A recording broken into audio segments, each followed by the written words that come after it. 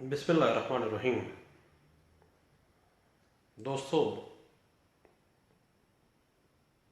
दावाजात तकसीम जायदाद। दावा तकसीम जायदाद किसी मुश्तरका जायदाद के बारे में दायर किया जाता है। ऐसी जायदाद जिसमें तमाम हिस्सेदारान मौजूद हैं और वो उस सूट में ज़रूरी फ़रीक़ैन हैं, और एक ऐसी प्रॉपर्टी जो को शेयर्स के दरमियान अभी तक तकसीम नहीं हुई है।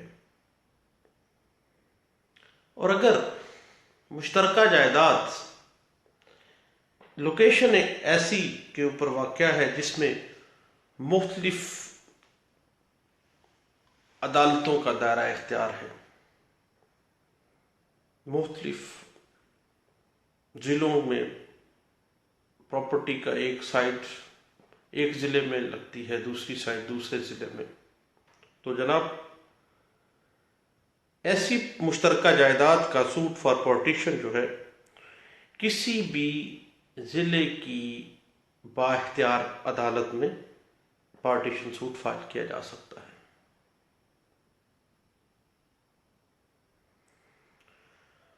पार्टीशन ऑफ इमूवेबल प्रॉपर्टी में तमाम मुश्तरका जायदाद जिसको तकसीम करना मकसूद है वो उसमें शामिल की जानी चाहिए। अगर सूट फॉर पार्टीशन के अंदर तमाम जायदाद मुश्तरका जायदाद शामिल नहीं की गई या दानिस्ता तौर पर कोई हिस्सा उस प्रॉपर्टी का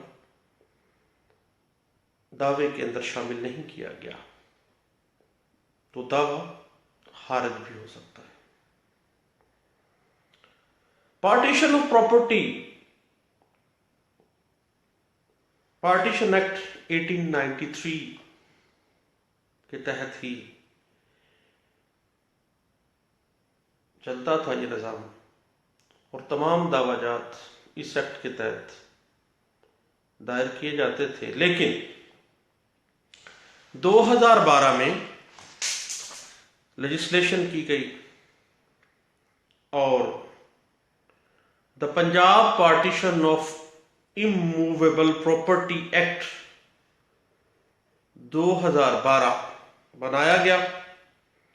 असेंबली ने 27 दिसंबर 2012 को इस बिल को पास किया, इस एक्ट को पास किया, और 3 जनवरी 2013 को गवर्नर ऑफ पंजाब ने इस एक्ट को पास कर दिया और ये पंजाब गजट के अंदर 5 जनवरी 2013 को पब्लिश हुआ और इस एक्ट को कानूनी हैसियत 2013 में मिली थी। तो अब पार्टीशन एक्ट की बजाय जितने भी दावाजात तकसीम जायदाद हैं वो Punjab partition of immovable property act 2012 के तहत ही दर्ज किए जाते हैं। दावा तकसीम जायदाद में बसूरत पार्टीशन के साथ साथ मुतबादल जो रेमेडी है वो भी दादरसी मुतबादल भी तलब की जा सकती है। तकसीम जायदाद के साथ साथ दावा हसूल हिस्सा आमदनी जो है काश्त में से या मीन प्रॉफिट किराए में से तलब किया जा सकता है। दावा दखल याबी बजरिया तकसीम के साथ साथ दावा फहमीद हसाब और रिकवरी ऑफ मीन प्रॉफिट भी दायर किया जा सकता है। अगर जायदाद किरायादारान को दी गई है तो हिसाब के बाद तमाम प्रॉफिट में से, तमाम किराए में से हिस्सा भी लिया जा सकता है, उसकी रिकवरी सूट भी साथ ही फाइल किया जा सकता है और दखलयाबी बजरिया तकसीम में भी उस दादरसी को हासिल किया जा सकता है। अगर पार्टीशन सूट में किसी को शेयरर को पार्टी नहीं बनाया गया, पार्टी बनने से रह गई है, देन अमेंडमेंट करके सूट के अंदर प्लेट के अंदर अमेंडमेंट के जरिए उसको बाद में भी शामिल किया जा सकता है।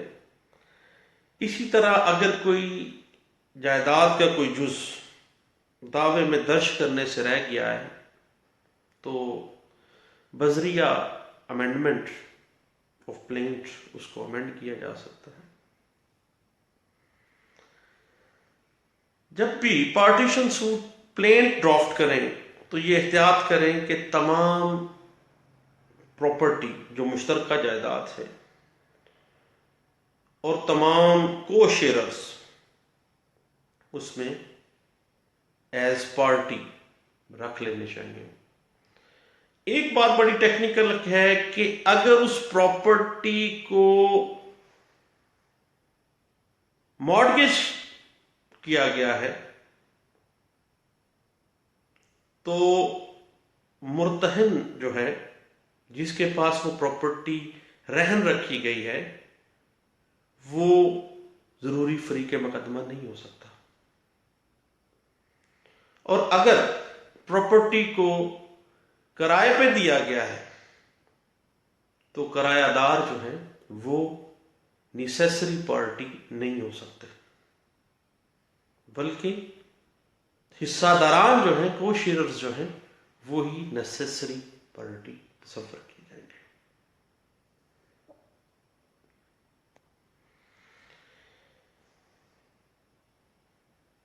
ये जरूरी नहीं है कि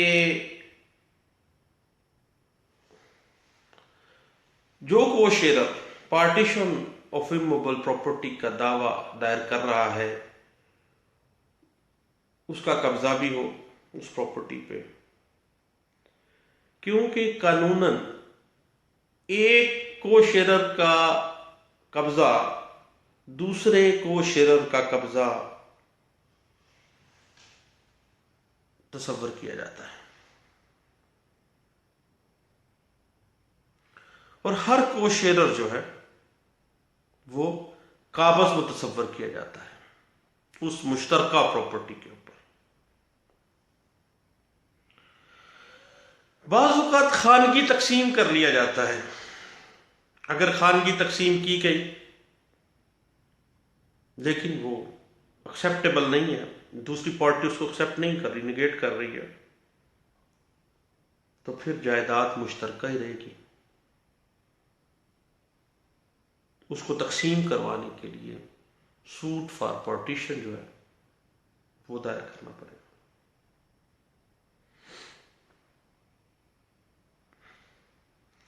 और अगर कोई को शेयरर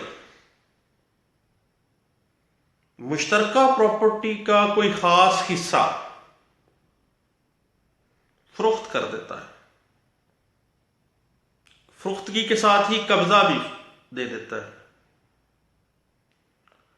लेकिन याद रखिएगा कि जायदाद फिर भी मुश्तरका ही रहेगी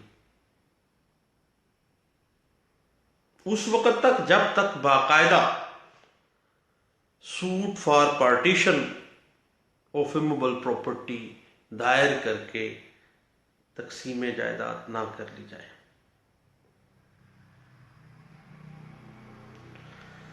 और अलबत्ता जिस पार्टी ने वो प्रॉपर्टी परचेज की है वो को शेयरर बन गया और जिस बंदे का भी मुश्तरका जायदाद के अंदर हिस्सा है तो वो सूट फॉर पार्टीशन के लिए नेसेसरी पार्टी है, एक फिट लोकस स्टैंडाई उसके पास है, वो उसके पास हक है कि वो मुश्तरका जायदाद की तकसीम का दावा दायर कर सकता है। जब भी suit for partition of immovable property under the Punjab immovable property act 2012 आप फाइल करने लगे तो जहन में रखिएगा कि जायदाद जो है वो मुश्तरका हो और जो को शेयरर्स हैं उनके शेयर कितने कितने हैं और वो तमाम दस्तावेजात और वो तमाम वाकयात जिनकी रूह से मुकदमा दायर करने वाला मदई और दीगर को शेयरर्स जो हैं वो किस तरह से उस मुश्तरका प्रॉपर्टी की मलकियत को हासिल कर रहे हैं, यानी किस तरह से उनकी मलकियत साबित हो रही है, कितने कितने हिस्से की मलकियत जाहिर हो रही है उसकी। उसके बाद यह देखा जाएगा कि जो मदई है, जो मुकदमा दायर करने आया है suit for partition of immovable property का, उसका मुश्तरका कब्जा है। मुश्तरका कब्जा, एक को शेयर का कब्जा दूसरे को शेयर से कब्जा भी मुतसव्वर ही होगा। मुश्तरका जायदाद तमाम की तमाम जिसकी पार्टीशन मतलूब है उसको प्लेंट के अंदर शामिल करना चाहिए। अगर रह जाए तो फिर अमेंडमेंट के जरिए मरम्मा दावा के जरिए उसको करनी चाहिए। जब भी suit for partition of immovable property आप दायर करते हैं, मुकदमा रवा होता है, तो पहले इब्तदाई डिग्री सादर होती है। इब्तदाई डिग्री में जो को शेयर्स हैं उनके शेयर्स डिटरमिन किए जाते हैं। उसके बाद local commission for partition of land मुकर्रर किया जाता है और फिर तरीका तकसीम के पेश नज़र या उसमें मुनासिब तरमीम या कुछ राय या कुछ अमेंडमेंट के बाद आखिरी स्टेज पर फाइनल डिग्री सादर की जाती है। और दौरान मुकदमा जो डिफेंडेंट्स हैं वो भी को शेयरर हैं, चूंकि वो भी को शेयरर हैं इसलिए वो भी उसी मुकदमे में मदई बनकर अपना हिस्सा अलहदा डिटरमिन करवा सकते हैं, हत्ता कि रेफरी का तकर्रर करवा सकते हैं। याद रखिएगा कि दावा तकसीम जायदाद में कोई पार्टी ना जीतती है ना हारती है। तकसीम का दावा है तो किसने जीतना है और किसने हारना है, तकसीम तो होनी है जायदाद की। हार जीत वाला तो आंसर ही कोई नहीं है ना जी, फलां पार्टी जीत गई है फलां हार गई है, ऐसा नहीं है जवाब।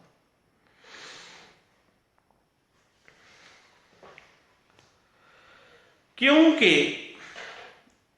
सूट फॉर पार्टीशन के मुकदमे में खास कब्जे की डिग्री नहीं दी जा सकती। चूंकि खास कब्जे की डिग्री नहीं दी जा सकती, इस वजह से सिर्फ उस प्रॉपर्टी की हद तक पार्टीशन तो है, लेकिन यह नहीं है कि एक पार्टी अपने हिस्से से ज्यादा ले जाए, ऐसे नहीं हो सकता।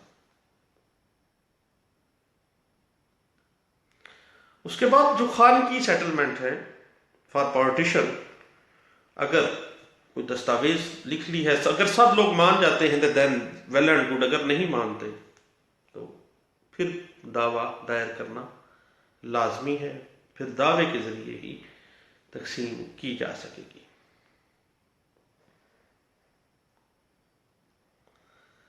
और अगर माना जाए तो पार्टीशन जो खानगी है उसको भी तस्लीम किया जा सकता है, सब लोग उसको मान जाएं देन, अदरवाइज नहीं।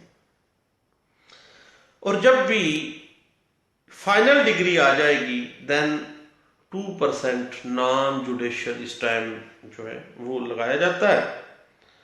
बाकी suit for partition under the Punjab immovable property partition act 2012 जो है, उसके जो सूट्स हैं उनके ऊपर आर्टिकल 11(7) जो है second schedule Punjab court fees act के मुताबिक 10 रुपए का कोर्ट फीस लगता है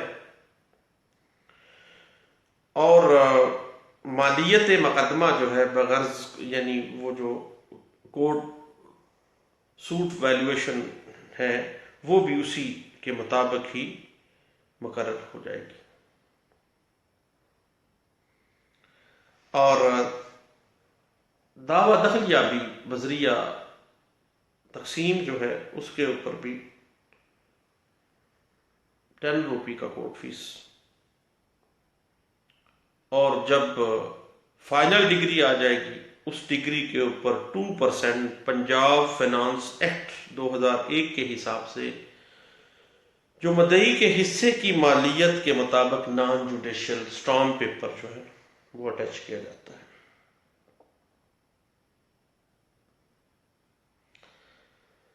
दावा दहलियाबी बजरिया तकसीम जायदाद की जो लिमिटेशन है वो आर्टिकल 120 के तहत 6 ईयर है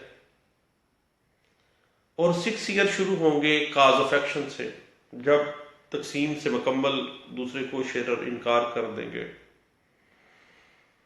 6 साल लिमिटेशन मुकर्रर की गई और हर काज ऑफ एक्शन, हर इनकार जो है वो हर रोज एक नया काज ऑफ एक्शन अराइज करेगा और हर रोज एक नई बनाए दावा पैदा हो जाएगी।